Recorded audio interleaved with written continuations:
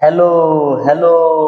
आज हम लोग क्विक रिवीजन करेंगे आपका स्ट्रक्चर ऑफ एटम। इसका मैंने फार्मूला लिख दूंगा, जितना सारा फार्मूला होता है मैं उतना लिख दूंगा और उसी फार्मूला से सारा क्वेश्चन आपका बन जाएगा। एटॉमिक स्ट्रक्चर ऐसे बनेगा। मैं जो फार्मूला लिख रहा हूँ, अगर कहीं वो फार्मूला आपके दिमाग में हुआ तो मैं गारंटी और दावे के साथ कह सकता हूँ कि आप सारा का सारा क्वेश्चन सॉल्व कर डालेंगे। कोई भी रुकेगा नहीं, क्योंकि मैं खुद का एक्सपीरियंस बता रहा हूँ कि जेई मेंस और जेई एडवांस और ना जाने आपके नीट के क्वेश्चन कितने सॉल्व किए होंगे। मैं जितना फार्मूला लिखूंगा उतना ही फार्मूला है, उसे बाहर कहीं और नहीं आएगा, ये मैं गारंटी दे सकता हूँ। तो आप लोग क्या कीजिए, इसको शुरुआत करते हैं। चलिए चलिए, एक मोटिवेशन के साथ हो जाए।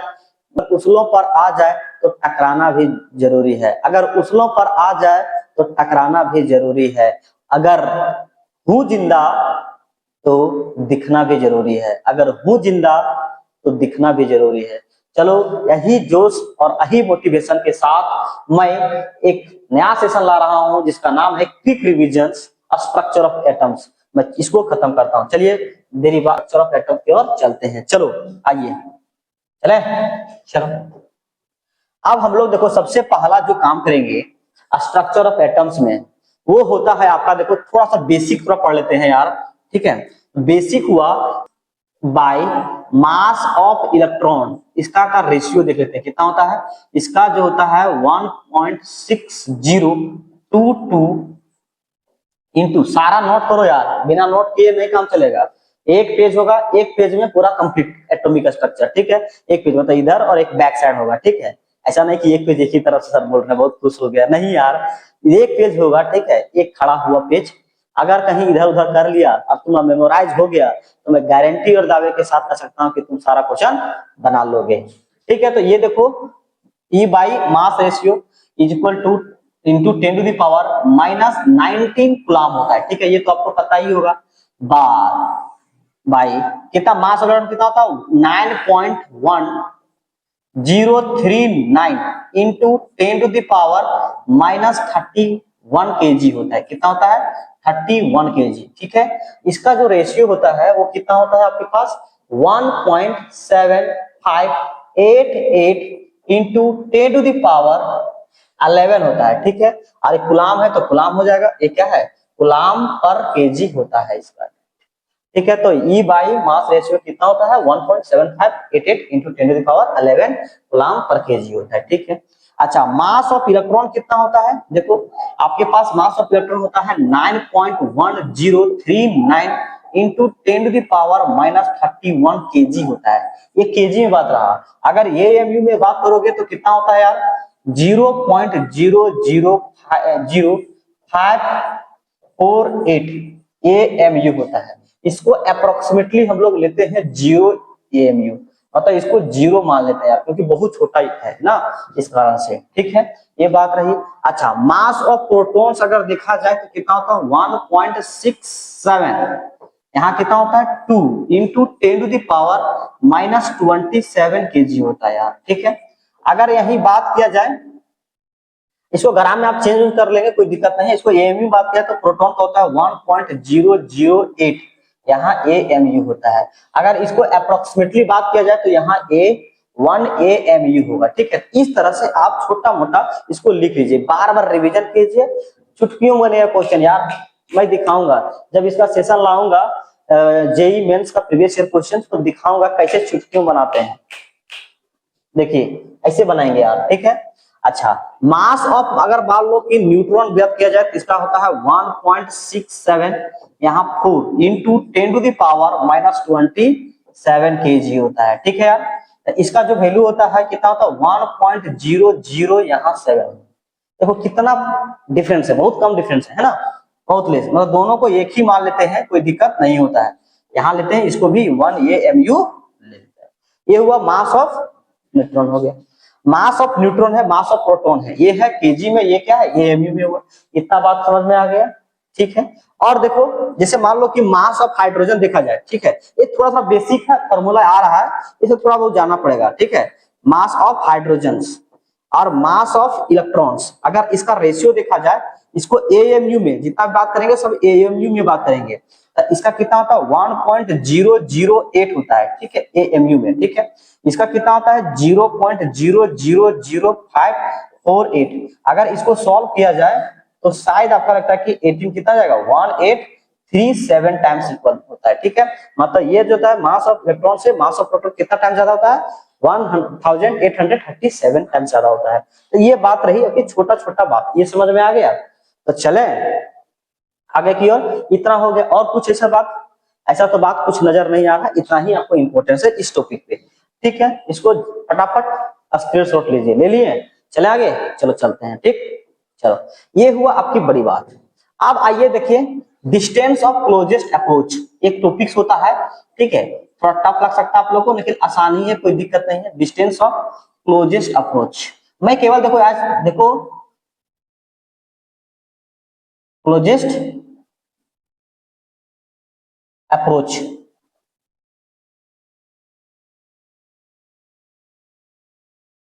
क्लोजेस्ट अप्रोच, ठीक है, ये होता है टॉपिक, ठीक है। आपका ये टॉपिक्स होता है, इसका देखो फॉर्मूला होता है। अगर कहीं दिक्कत होता है तो आप लोगों को क्लास देखना पड़ेगा यार, मेरा क्लास है ना, पिछला क्लास में ले चुका हूं, ठीक है, लूंगा, ठीक है। 1/2 mv² इज इक्वल टू होता है, देखो ये अल्फा पार्टिकल्स होता है ना, इसीलिए के क्यू1 होता है। यहाँ के क्यू1 के जगह में मैंने 2 इलेक्ट्रॉन्स यूज करूंगा, ठीक है। और यहाँ Q2 के equal to z electrons use करूंगा, ठीक है। ये आर बाई क्या होगा डी होगा। यहाँ देखो बात रही, ये जो यूनिट्स होगा आपका केजी में होगा यार, ठीक है। और ये जो यूनिट्स होगा क्या होगा मीटर पर सेकेंड में होगा, क्या होगा मीटर पर सेकेंड होगा, ठीक है। यहाँ इलेक्ट्रॉन का जो चार्ज होगा आपके पास 1.6 इंटू 10⁻⁻19 कूलम होगा। इसका जो वैल्यू होगा कितना होगा 9 इंटू 10⁻⁹ न्यूटन मीटर स्क्वायर पर कूलम स्क्वायर, ऐसा होगा, ठीक है। अच्छा जेड क्या है एटॉमिक नंबर है, एटॉमिक नंबर है, ठीक है।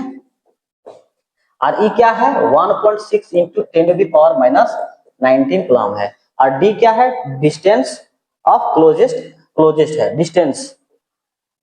डिस्टेंस ऑफ क्लोजेस्ट अप्रोच, मतलब डिस्टेंस है, डिस्टेंस ऑफ क्लोजेस्ट,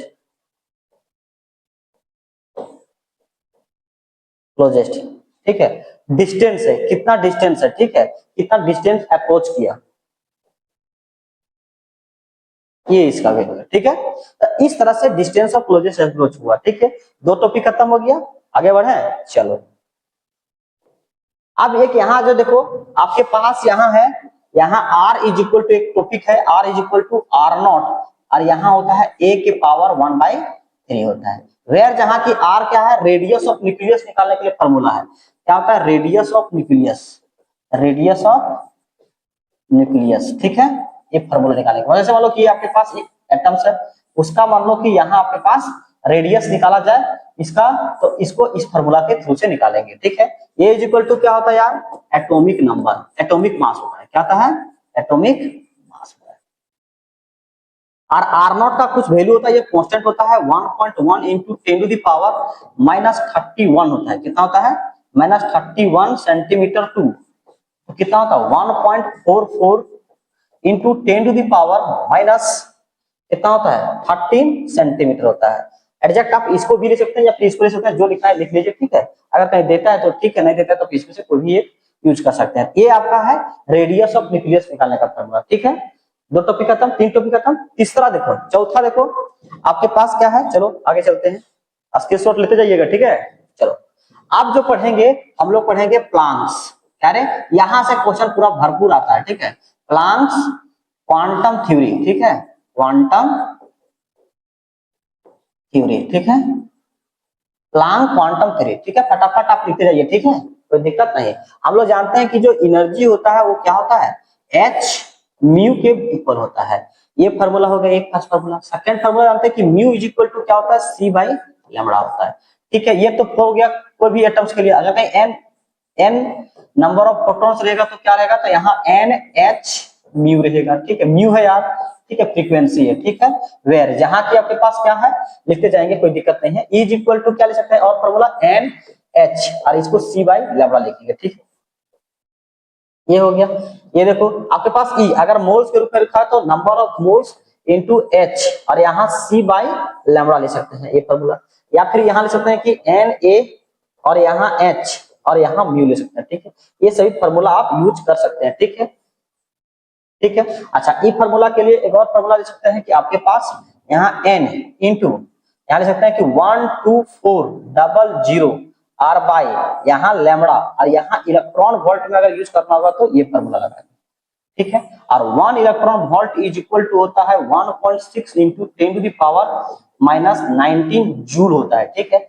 अगर इस तरह से आप करना चाहेंगे तो कर सकते हैं, ठीक है। अब यहाँ क्या है, ये क्या है, प्लांक कांस्टेंट। यार मैं कहाँ लिखूं, मैं लिखता हूं यही प्लांक कांस्टेंट। ये क्या है, H is equal to Planck's constant. क्या है, प्लांक्स कांस्टेंट, ठीक है, प्लांक कांस्टेंट। इसका जो वैल्यू होता है 6.6 इंटू 10⁻⁻34 जूल इंटू सेकेंड, ठीक है, जूल इंटू सेकेंड लिखा। ये क्या है रे, फ्रीक्वेंसी है। क्या रे, फ्रीक्वेंसी, फ्रीक्वेंसी है, ठीक है। सी क्या है रे, स्पीड ऑफ लाइट है। क्या रे, स्पीड ऑफ लाइट है, ठीक है। इसका वैल्यू कितना होता है, 3 इंटू 10⁸ मीटर पर सेकेंड होता है, ठीक है। और ये क्या है रे, वेवलेंथ है। ये जो है सो क्या है रे, आपके पास वेवलेंथ है, वेवलेंथ। और एन ये क्या है रे, एन ये is equal to Avogadro number, Avogadro's number, ठीक है। इसका वैल्यू कितना होता है, 6.022 इंटू 10⁻23 एटम मोलिक्यूल्स आयन, जो भी लिखना है लिख लो। इस तरह से आपका कंप्लीट होता है, ठीक है। इसमें से कोई दिक्कत हो तो प्रॉब्लम बताइए। एन क्या है रे, n is equal to number है, यहाँ है एन इज इक्वल टू, जैसे आपके पास 1 हो गया, 2 हो गया, 3 हो गया, 4 हो गया, इस तरह से डॉट डॉट आपका ले हो गया, ठीक है। सी क्या, लैम्बडा पता चल गया, म्यू पता चल गया, सारा कुछ पता चल गया, ठीक है। यहाँ भी वही एन है, ठीक है। इस तरह से आप स्क्रीनशॉट ले सकते हैं। मैं ये आपका प्लांक्स क्वांटम थ्योरी, इससे भरपूर क्वेश्चन आता है। आप देखिए जाके प्रीवियस ईयर क्वेश्चंस जेई का, क्योंकि जेई में बहुत सारा भरपूर क्वेश्चन है, ठीक है। आप नीट में भी दे सकते हैं, लेकिन नीट का जो एग्जाम होता है वो केवल एक टाइम्स में होता है ना, ऑल ओवर इंडिया में, इसीलिए उसमें ज्यादा क्वेश्चन नहीं बन पाता है। लेकिन ये क्या होता है, जेई मेंस ऑनलाइन एग्जाम होता है तो शिफ्ट वाइज होता है, तो उसमें ज्यादा मैक्सिमम क्वेश्चन इसमें देखने को मिलता है। बहुत क्वेश्चन है, बहुत क्वेश्चन यदि बनाओगे तो बहुत मजा आएगा, ठीक है। बहुत ज्यादा कैलकुलेशन भी है यार, ठीक है। इतना के बाहर नहीं है, इससे तुम देख लेना, बना के सारा क्वेश्चन बन जाएगा। ये आपका क्या है, प्लांक क्वांटम थ्योरी से हो गया, ठीक है। अब इसका एक छोटा सा भाई है, देखते हैं उसको भी कर लेते हैं, जिसका नाम है डी ब्रोगली। इससे भी बहुत क्वेश्चन आता है, ठीक है, डी ब्रोगली। ये भी छोटा टॉपिक है, मतलब इसी के मिलता जुलता हुआ परिवार है, ठीक है। तो इसका होता है लैम्बडा इज इक्वल टू क्या होता है, एच बाई एम भी, ये पढ़े हुए एक फॉर्मूला। फिर दूसरा क्या होता है formula, lambda is equal to h by यहाँ एम सी, ये वेव नेचर के लिए, ये क्या होगा, पार्टिकल नेचर के लिए फॉर्मूला होगा। लैम्बडा इज इक्वल टू क्या होगा, एच बाई यहाँ एम, यहाँ पी होगा, क्योंकि p is equal to mass into velocity होता है, ठीक है। पी इज इक्वल टू क्या होता है, मास इंटू वेलोसिटी होता है, ठीक है। ऐसे करके होगा। अच्छा, और देखो यार क्या होता है फॉर्मूला। अच्छा, यहाँ मान लो कि काइनेटिक एनर्जी के रूप में लिखे तो क्या होगा, एच बाई क्या हो जाएगा, हाँ रूट अंडर 2m। कैसे आता है नहीं आता, इसमें चर्चा भी नहीं कर रहा हूँ, ठीक है। ये फॉर्मूला होगा काइनेटिक एनर्जी में, ठीक है। अच्छा अच्छा, एच इज इक्वल टू, और कहीं फॉर्मूला निकालो तो एच बाई आर बाई, यहाँ क्या होता है रूट अंडर यहाँ 2m, और यहाँ q इंटू v, यानी kinetic energy is equal to होता है q, मतलब चार्ज इंटू पोटेंशियल डिफरेंस, ठीक है। ये वेलोसिटी नहीं है, पोटेंशियल डिफरेंस है, ठीक है, पोटेंशियल डिफरेंस है, ठीक है। इस तरह से फॉर्मूला लगा सकते हैं, ठीक है। अगर देखो मेरे भाई, यहाँ सारा वैल्यू पुट करोगे, जैसे मान लो कि हमको निकाला जाए, ये भी ध्यान रखेंगे, ठीक है, मतलब चार्ज इंटू पोटेंशियल डिफरेंस। यहाँ देखो इसका, देखो हम लोग को वैल्यू ये पता है, मास ऑफ इलेक्ट्रॉन। यदि मान लो यहाँ मेरे पास देखो h यहाँ is equal, lambda is equal to h by क्या हो जाएगा, रूट अंडर यहाँ आपके पास 2m, और यहाँ q इंटू v लिखेंगे, ठीक है।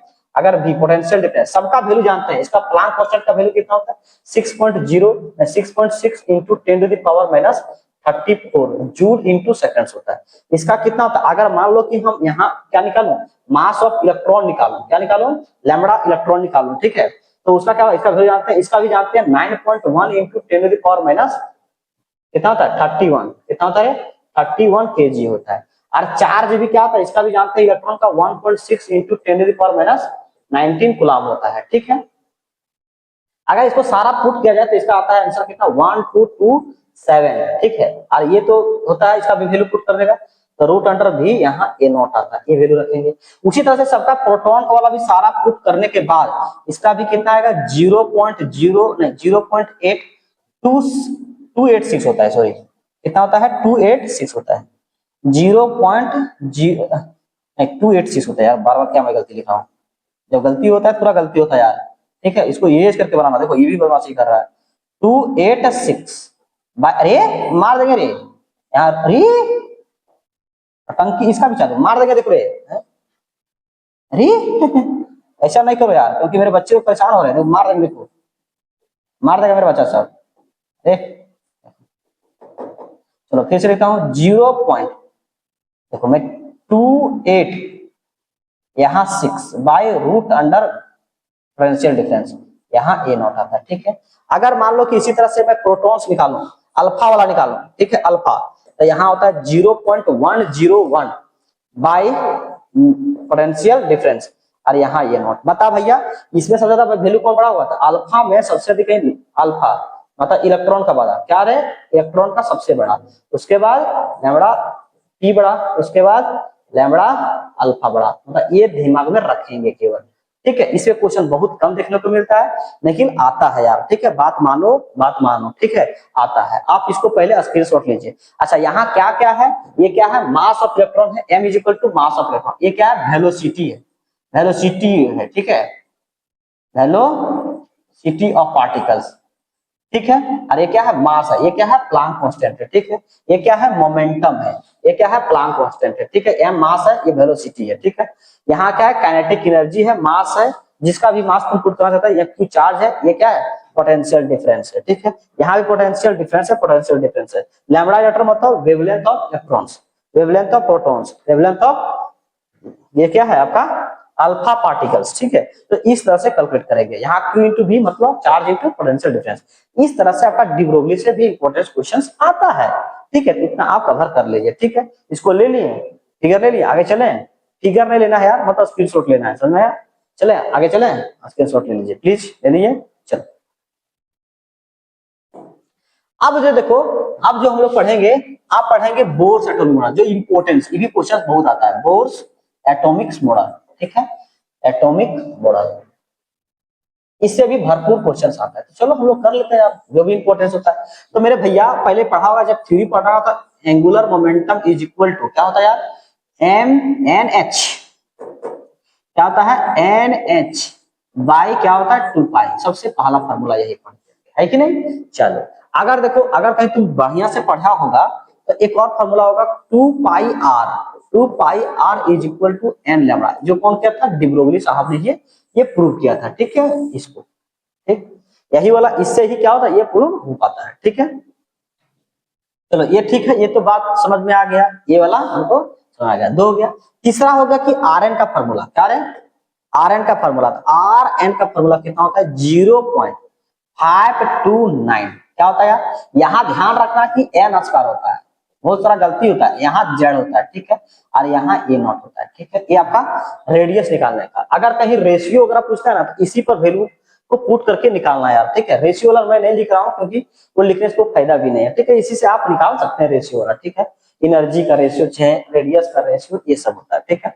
अगर मान लो कि इसका वेलोसिटी पूछा कि भैया बता वेलोसिटी ऑफ इलेक्ट्रॉन एटॉम में कितना करेगा, तो कितना आएगा 2.18 इंटू यहाँ कितना होता है 10 टू द पावर, अगर 6 लिखा था यहाँ लिखना पड़ेगा, अच्छा यहाँ लिखना पड़ेगा जेड स्क्वायर, यहाँ देखो ऐसा पड़ेगा, यहाँ उल्टा लिखते हैं, नहीं यहाँ बोला जेड बाई एन लिखते हैं, सॉरी जेड बाई एन, और यहाँ क्या लिखते हैं मीटर पर सेकेंड, अगर 6 हुआ तो, अगर सेंटीमीटर में लिखना होगा तो 2.18 इंटू 10 टू द पावर 8, यहाँ क्या लिखेंगे यार जेड बाई एन, और यहाँ सेंटीमीटर पर सेकेंड, ये आपका वीएन हो गया, ठीक है। मैं एक जगह लिखने का प्रयास कर रहा हूँ, ठीक है।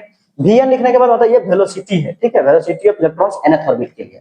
अगर मान लो मुझे निकालना पड़ेगा टीएन मतलब ऑर्बिटल फ्रीक्वेंसी, टीएन मतलब ये टाइम पीरियड, ठीक है, ये क्या है time period for nth orbit, time period है, ये क्या निकलेगा टाइम पीरियड, तो लिख देते हैं time period, sorry time period का फार्मूला होता है 1.5 into 10⁻⁻16 into n³ by Z square. और टाइम पीरियड है तो क्या आएगा, सेकेंड्स आएगा। क्या आएगा रे, सेकेंड्स आएगा।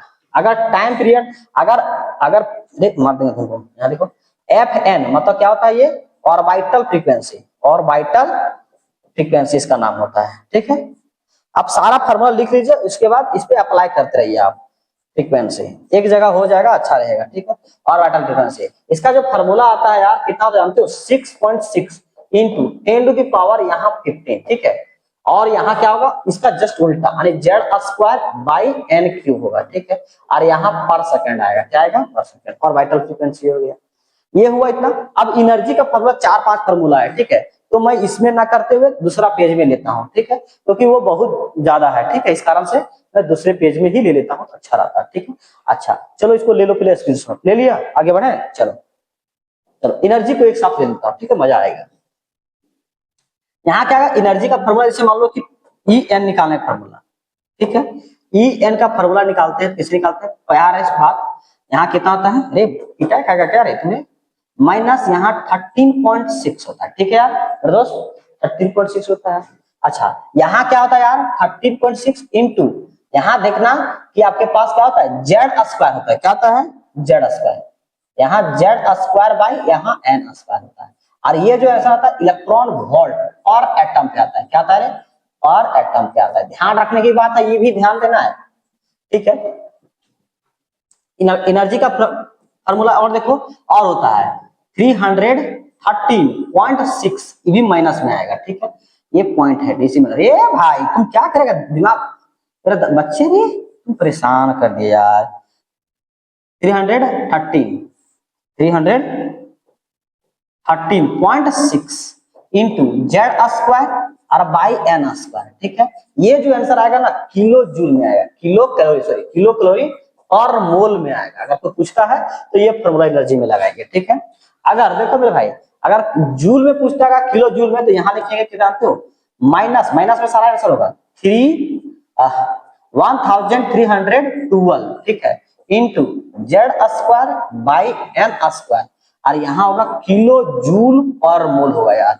ये फार्मूला है। ठीक है, देखो एक चैप्टर में इतना फार्मूला है, तो देखो फिजिकल का ज्यादा चैप्टर तो है नहीं, कम से कम कितना है, 5 to 6 चैप्टर है, उसको कमांड कर लो। ठीक है, बस खत्म कहानी, इतना ही पढ़ना है। फिजिकल आसान है यार, ऑर्गेनिक से, ऑर्गेनिक पे बहुत दिमाग खराब होता है, क्योंकि उसको पढ़ो, वो रिएक्शन ध्यान रखो, बहुत तरह का झमेला है। लेकिन इसमें क्या है, फार्मूला देखो, कम से कम 100 फार्मूला होगा, 100 फार्मूला को देख लो, उस पर अप्लाई करने के लिए आता हो, तो फिजिकल क्वेश्चन ऐसे बनेगा। क्या बनेगा, ऐसे ऐसे ऐसे। ठीक है, आराम से बन सकता है। और देखो यहाँ कहीं En का फार्मूला, और देखो जूल में अधिक लिखना चाहते हैं, कितना आएगा, -2.18 इंटू 10⁻−18। ठीक है, और यहाँ जेड स्क्वायर का z square by n square, यहाँ क्या आएगा, इलेक्ट्रॉन वोल्ट पर एटम्स। ठीक है, ये फार्मूला आएगा। अच्छा डेल्टा ई निकालना चाहेंगे, डेल्टा ई। ठीक है, तो यहीं से निकालेंगे डेल्टा ई, तो क्या हो जाएगा, यहाँ आता है 13.6। ठीक है, इंटू यहाँ कॉमन आएगा तो जेड स्क्वायर, और यहाँ क्या हो जाएगा 1/n1 का स्क्वायर माइनस 1/n2 का स्क्वायर। यहाँ भी क्या आता है, इलेक्ट्रॉन वोल्ट पर एटम आता है। ठीक है, तो इस तरह से आपका इतना हुआ। ठीक है, जेड क्या है, एटॉमिक नंबर है, एन क्या है, nth ऑर्बिट हो गया। ठीक है, इस तरह से होता है। और देखो कुछ फार्मूला और है यहाँ, इसे निकालते हैं 1/रिडबर्ग कांस्टेंट, यानी आर यहाँ जेड स्क्वायर बाई यहाँ क्या होता है 1/n1 का स्क्वायर माइनस 1/n2 स्क्वायर। इस चैप्टर का सबसे महत्वपूर्ण और बेस्ट क्वेश्चन सही से पूछ रहा है। ठीक है, ध्यान रखेंगे। ठीक है, मैं जितना बता रहा हूँ सारा इंपॉर्टेंट है, कुछ कुछ आप एलिमिनेट कर सकते हैं, जैसे और वाइटल फ्रीक्वेंसी हो गया। ठीक है, टाइम पीरियड वाला कुछ हो गया, वो सब हटा सकते हैं, उतना क्वेश्चन पूछता नहीं है उसमें। लेकिन इस सब पे क्वेश्चन कब आ जाए न आ जाए पता नहीं चलता है। ठीक है, ये जो आर का वैल्यू होता है, इसका वैल्यू होता है 109677 पर सेंटीमीटर। जो यहाँ आंसर आएगा वो पर सेंटीमीटर में आएगा।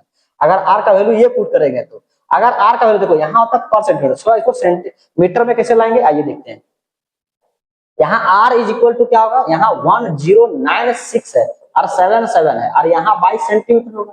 सेंटीमीटर को मीटर में कन्वर्ट करने के लिए क्या करते हैं, 1096 77 और सेंटीमीटर को मीटर करने के लिए डिवाइड करते हैं 100 से, तो 1 बाय मार देंगे तो पूरे, देखो यहाँ कितना होगा 1/100 होगा, यहाँ क्या होगा मीटर, ये जाएगा ऊपर चला, यानी r इज इक्वल टू कितना होगा 1096700 मीटर होता है। समझ आया, मतलब पर मीटर होगा क्योंकि मीटर तो यही रहेगा ना, और पर मीटर हो जाएगा। अगर कहीं इसको लिखा जाए तो मतलब यहाँ देखो, अरे यहाँ 0 0 हो गया, ठीक है, यहाँ देखो 1 2 3 4 5 6 7, यानी क्या होगा r का वैल्यू जो होगा 1.09677 इंटू 10⁻⁷, ठीक है, पर मीटर इसका वैल्यू होता है, ठीक है। तो इतना आपका इंपॉर्टेंस होता है, ठीक है, इंपॉर्टेंस है, इसको आप स्क्रीनशॉट लीजिए, उसके बाद मैं आगे बढ़ता हूँ। इतना ले लिया स्क्रीनशॉट, चले आगे, चलो अब चलते हैं कलर पे, तो आप कुछ इस पे इंपॉर्टेंस बातें आइए कि जैसे मान लो कि कलर को पूछ देगा कितना वेवलेंथ पे कितना आएगा, ठीक है। अब कलर्स मान लो विबजियोर आएगा, रे अगला आ गया, ये हैंग कर रहा है, विबजियोर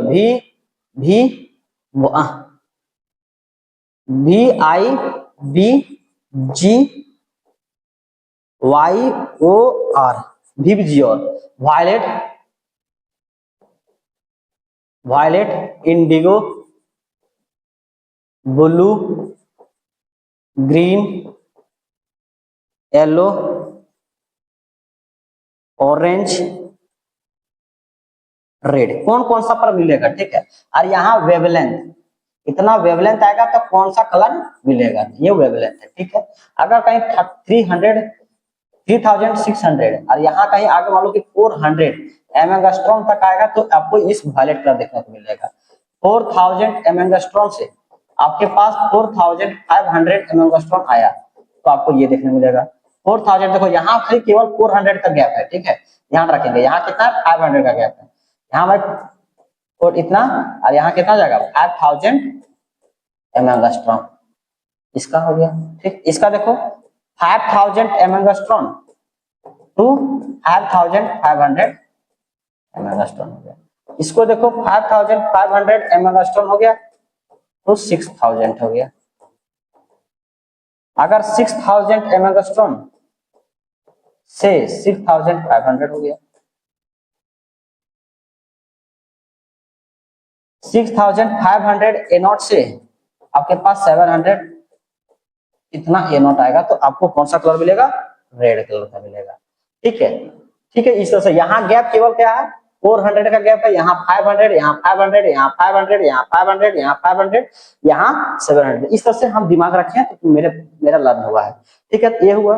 अब आगे चलिए चलते हैं, ठीक है, अब चलते हैं स्पेक्ट्रल लाइंस, ठीक है, नंबर ऑफ स्पेक्ट्रल, इसको स्क्रीनशॉट ले लिए, चले आगे, चले रे, चलो अब लिखो, मान लो कि नंबर ऑफ स्पेक्ट्रल लाइन आएगा, जैसे number of spectral line, spectral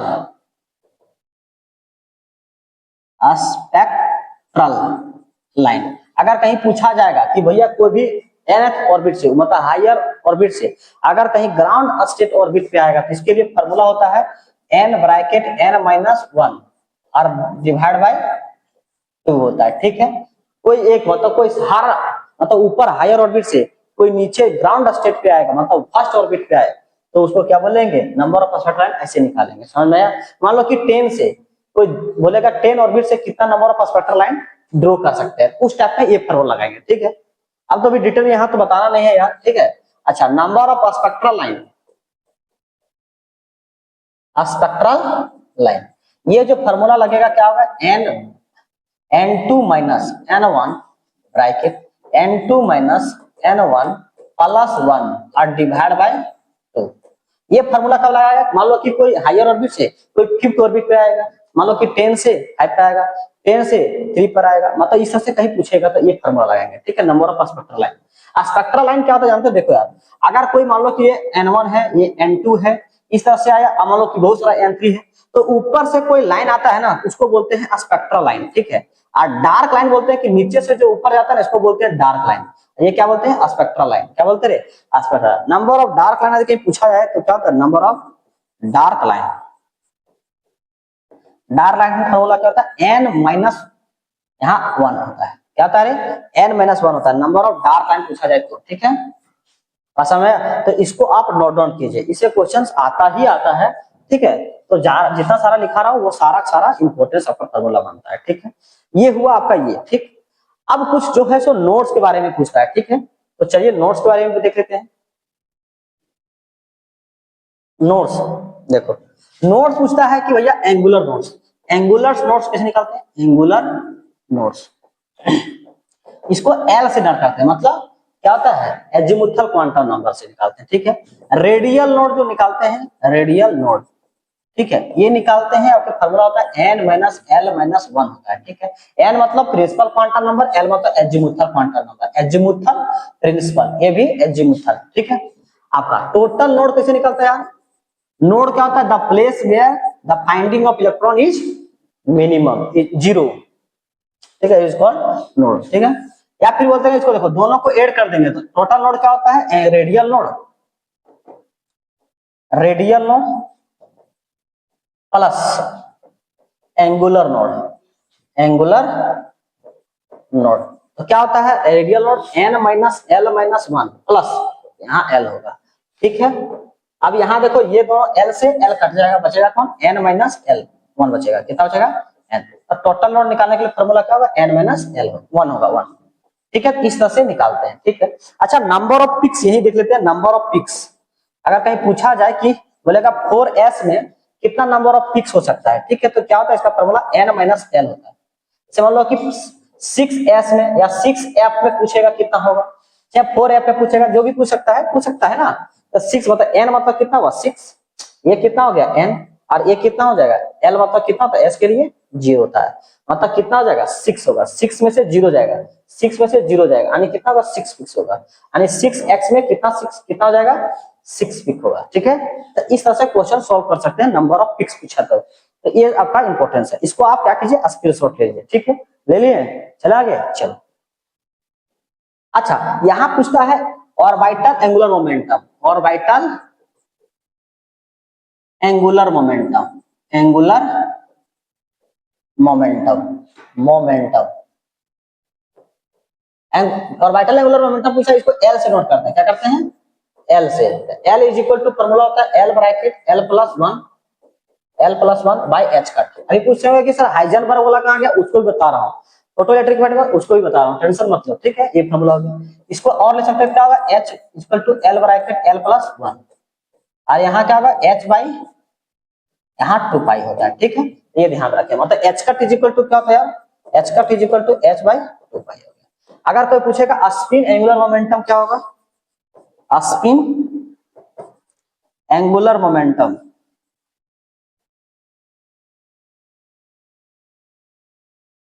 ठीक है। तो यहाँ क्या होगा यार, रूट अंडर, इसको एस से नोट करते हैं, कैपिटल एस, तो क्या हो जाएगा s bracket s plus 1 by h cut, यानी इसको लिखेंगे तो क्या होगा root under s bracket s plus 1 और यहाँ एच बाई 2 पाई। इस तरह से आप स्पिन एंगुलर मोमेंटम और ऑर्बिटल एंगुलर मोमेंटम लिख सकेंगे, ठीक है। कोई दिक्कत, इसको नोट डाउन कीजिए, नोट दिए स्क्रीनशॉट लिए लिए, चला आगे चलो, ठीक है। अब देखो ये हो गया, अब यहाँ पढ़ने के बाद हम लोग पढ़ते हैं Heisenberg uncertainty principle, Heisenberg uncertainty principle, इसमें भी बहुत सारा फॉर्मूला है, तो उसको थोड़ा पढ़ लें हो जाएगा। हम लोग तो बचपन में पढ़े कि delta change in momentum into change in position is greater than equal to h by 4 pi होता है, ठीक है। ये change in momentum, change in position है, ठीक है। इसको delta p is equal to कहीं लिखना चाहते हैं, क्या होता है मास तो फिक्स होता है, डेल्टा v होता है, इसको जगह में क्या सकते हैं mass into delta v into delta x greater than equal to h by 4 pi होगा यार, ठीक है। अभी मैं कुछ नहीं समझा सकता हूँ, मैं केवल फार्मूला लिख रहा हूं, ठीक है दोस्तों।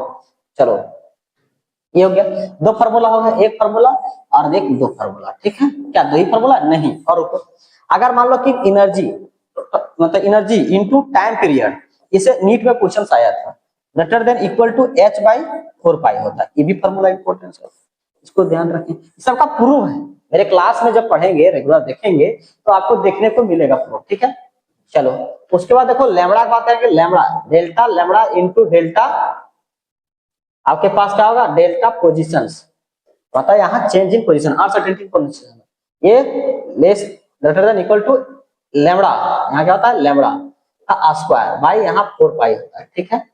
अच्छा एक और यहाँ मान लो kinetic energy, change in kinetic energy into change in positions greater than equal to h mu by 4 pi होता है, ठीक है। तो इस तरह से आपको इस तरह से कंप्लीट कर सकते हैं, ठीक है। चलो इस तरह से कर सकते हैं, इतना आप स्क्रीनशॉट लीजिए फटाफट, ठीक है। ले लिए चला आगे, चलो अब आते हैं फोटो इलेक्ट्रिक इफेक्ट पे, क्या आते हैं photo electric effect, photo electric effect, ठीक है।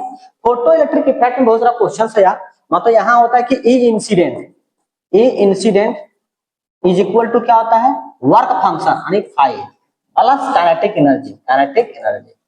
चलो इसी को लिखे तो क्या लिखे ई, मतलब यहाँ देखो यहाँ एच म्यू लिखेंगे, क्या लिखेंगे h mu is equal to h work function होता है, तो ये क्या होता है वर्क फंक्शन, ये क्या होता है थ्रेशोल्ड फ्रीक्वेंसी, ठीक है, plus 1/2 half m v square, half m v square, ठीक है।